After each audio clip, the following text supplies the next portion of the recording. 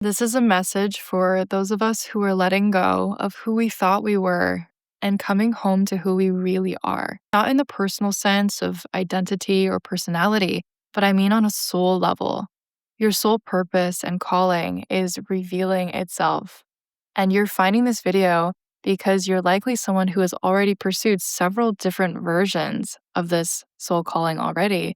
And now another evolution is coming through you. But this one is different than the rest. This one is not just about what you can do for others in a performative sense. It's about your creative expression. It's your presence, your perspective, what you create as an expression of who you are, not what everyone else wants from you. You are a deeply creative soul who came here to share your art, your gifts, your uniqueness, your perspective with the world. And before, you were giving your creative energy to others in ways that did not fully replenish, actually didn't even come close. So you burned out, you lost your joy or passion, you performed for stability, security, or validation. And you were helping others while parts of this work lit you up, but it wasn't ultimately sustainable. And deep down, you know you have this big mission that's not complete yet, but that it cannot be built with a leaking system and the depletion that results from it. If you can resonate, we're in the same boat. This chapter is currently unfolding for me too. And after a lot of reflection, I can see how it is I got here. These insights, these understandings that I'm about to share with you in this video really helps me kind of close the last chapter with understanding and appreciation so I can move forward without fear, without resentment.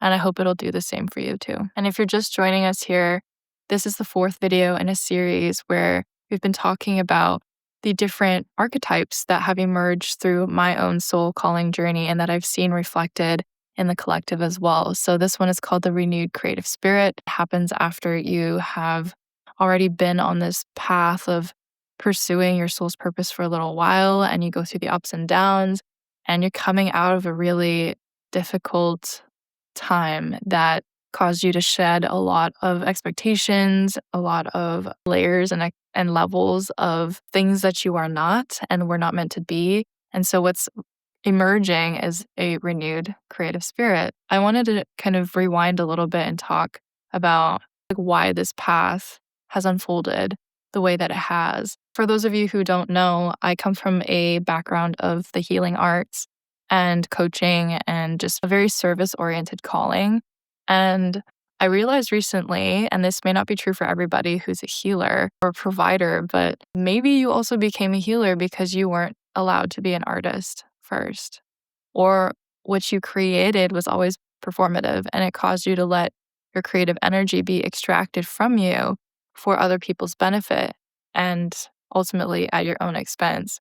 And while it can feel so good to be directly of service to others, like in the trenches with them, helping them hold their emotions and teaching them, being that support system that they need. At the same time, I realized for myself that it's not honorable to help others if I become burnt out, resentful, or miserable in the process. So my experience, my energy, my time matters just as much as those who I'm trying to help.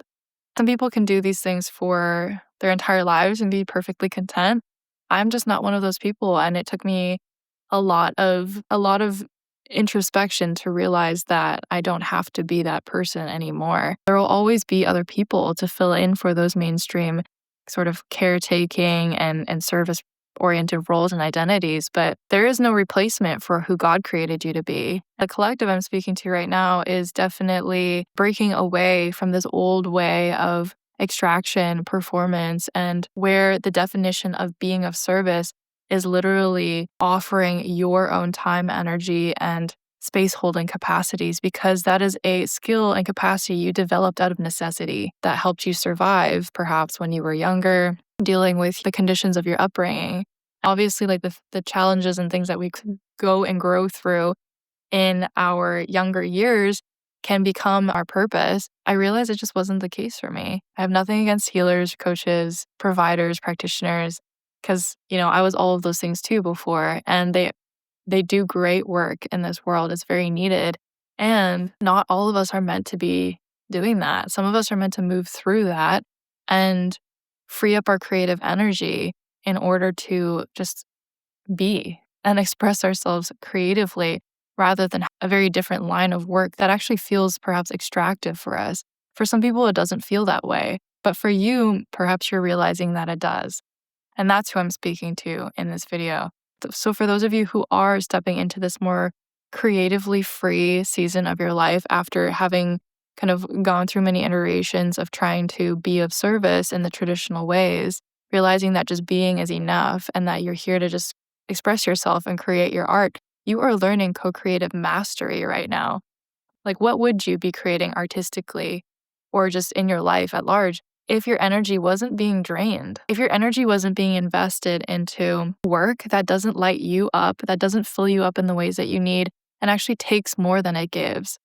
There are people who would love to do these jobs and it would be perfectly fulfilling for them. But if that's not true for you, you don't have to continue to lie to yourself. You don't have to continue to pretend like it's working for you just because it's familiar or just because you're good at it. One question that my coach repeatedly asked me over the last 2 years as I was in my coaching business was, if you had all the money in the world, would you still be doing what you're doing? And I had to be honest with myself and say, not really. There are parts of it that I would keep, that I love and would do no matter what my situation in life is, I would continue to do. Like this creative aspect, I talked about this in my last video, that there are parts of the vision and the dream that come to you that move with you into the next chapter, but you really should only be taking the parts that you love to do and that are easy for you. I really recommend you asking yourself the same question, or at least like, which parts of what you were doing would you still love to do if you had all of the money in the world? And for me, that was a very revealing question about where my true feelings were about what the work that I was doing. And so regardless, this new chapter is for you now. You're doing this for you now. It's like you have to give this a chance and just not be afraid anymore, because you're not. You've been through so many different reinventions and tried so many different things that you don't really even hold that fear of things not working out, or there is no reality where things don't work out and that you're not okay, and you always figure it out because spirit is always behind you.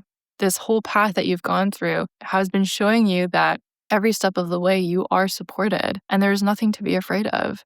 So at this stage, you're like, I'm free to pursue the truest expression of who I came here to be right now in this moment. And yes, that is going to evolve over time. And now I have the tools, the stability within myself, the knowing that I can carry on evolving and evolving year after year if that's what it takes, because I care so much more about my alignment with Source, honoring my creative energy, allowing it to express in the ways that truly do light me up, support me, and fill me up and amplify, rather than the opposite, which is just depletion, exhaustion, burnout, resentment, not getting what you need. We're done with that, right? You're writing the rule book now, or even just throwing out the rules entirely. There is no limit to what you can create. And all these years, all these versions of you where you had to do so much work to dismantle this rule book, to really clean the slate of these programmings and conditionings that were causing you to identify with certain roles and identities. And as you cleared those away, you outgrew the roles that were built around them. So of course you're here now in a space where literally the world is your oyster. You can create whatever you want because there are no rules that are holding you back. There's nothing defining you. So you get to become and write the definitions yourself. And the thing is, once you break that illusion, you can't go back, even if you tried. Once you lock into that vision of what you know is possible and start stepping onto that path, like you can't exactly go back to your old life. You can't, all the things that worked in the past are going to stop working. And you're going to be pushed to move forward with the new, find new ways to do things, create new systems to support you, figure out what your new reality is as you're building it, and then making the necessary changes, right? So, all in all, I'm really grateful to be in this position where I can truly co create the life that I want to live. And it's hard, but it's so beautiful as well. And I'd love to hear what you've learned on your journey so far, what new chapters unfolding for you. And the story is to be continued as we all move forward together into this creative chapter of our lives. So, follow along to join the community of rising soul led creatives. And I just know that we are just getting started. Much love to you all. Ah.